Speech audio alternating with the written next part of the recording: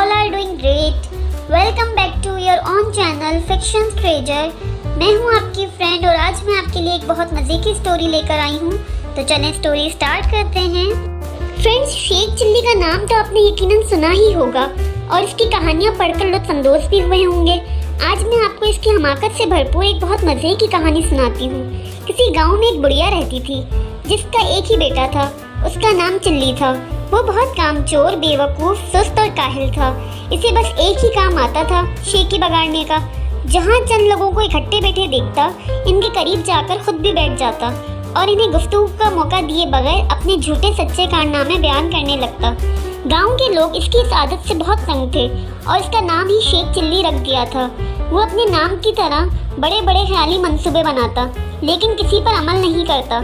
एक दिन इसके ख्याली पुलाव पकाने की आदत से चिढ़कर एक शख्स ने इससे कहा, शेख साहब, आप इतने बड़े बड़े मंसूबे क्यों बनाते हैं? आपने एक हफ्ते बाद इस दुनिया से चले जाना है, अपनी मौत का ख्याल करें। ये सुनना था कि बेवकूफ़ शेख चिल्ली को एक हफ्ते बाद अपनी मौत का यकीन हो गया और इसने इसकी तैयारी शुरू कर दी। पहले इसने कब्र खुदवाई और इसमें जाकर लेट गया।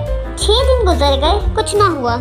7वें रोज़ शेख चिल्ली ने सोचा कि इस शख्स के बताए हुए एक हफ्ते का आखिरी दिन है, शायद अब मौत का फरिश्ता आने वाला है। वो ये सोच ही रहा था कि इसके कान में एक आवाज़ पड़ी, अगर कोई अल्लाह का नेक बंदा अंडे की टोकरी मेरे घर पहुंचा दे तो मैं इसे तोहफे में एक अशरफी दूंगा।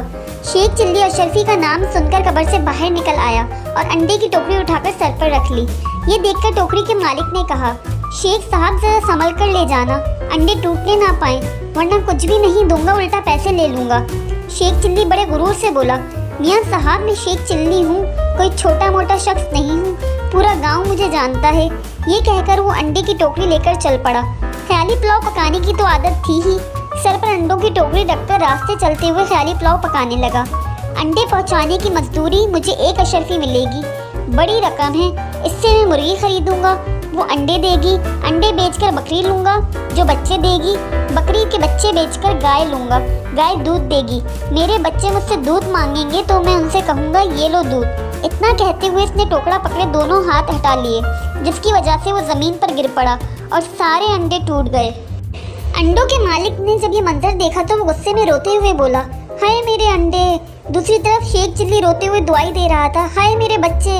दोनों की आवाज़ें सुनकर लोग जमा हो गए और शेख चिल्ली की बात सुनकर इसे याद करवाया कि तुम्हारी तो शादी भी नहीं हुई, बच्चे कहाँ से आ गए जो तुम इतना रो रहे हो?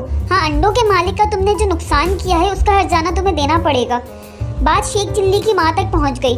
इसने वहाँ आकर हर्जाने की रकम अदा की और शेख चिल्ली पे गुस्सा करते हुए उसे वहाँ से ले गई। तो फ्रेंड्स, कैसी लगी आपको ये स्टोरी? अगर अच्छी लगी है तो इस चैनल को लाइक कर दीजिए, सब्सक्राइब कर दीजिए और नीचे दिए गए बेल आइकन के बटन को हिट कर दीजिए ताकि हर आने वाली न्यू स्टोरी आपको सबसे पहले मिल सके।